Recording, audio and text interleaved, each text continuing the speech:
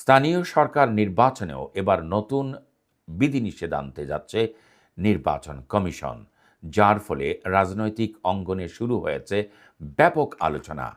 প্রস্তাবিত আচরণবিধি অনুযায়ী এখন থেকে স্থানীয় সরকার নির্বাচনে প্রার্থীদের একটি অঙ্গীকারনামায় সই করতে হবে, যেখানে তারা ঘোষণা দেবেন যে নিষিদ্ধ বা নিষেধাজ্ঞার আওতাধীন কোনো রাজনৈতিক দল বা সংগঠনের সঙ্গে তাদের কোনো সম্পৃক্ততা নেই।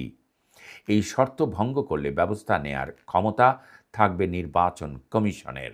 এর ফলে কার্যক্রম নিষিদ্ধ থাকা রাজনৈতিক দলের নেতাকর্মীদের নির্বাচনে অংশগ্রহণের পথ কার্যত সীমিত হয়ে যেতে পারে বলে মনে করছেন সংশ্লিষ্টরা। এছাড়া ইউনিয়ন পরিষদ নির্বাচনে উপজেলা চেয়ারম্যান, ভাইস চেয়ারম্যান এবং পৌর মেয়রদের প্রচারণা অংশগ্রহণেও নিষেধাজ্ঞার প্রস্তাব করা হয়েছে।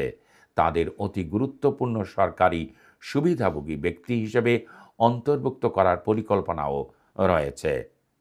ইসি কর্মকর্তারা জানিয়েছেন, এসব পরিবর্তন ধাপে ধাপে অন্যান্য স্থানীয় সরকার নির্বাচনেও প্রয়োগ করা যেতে পারে।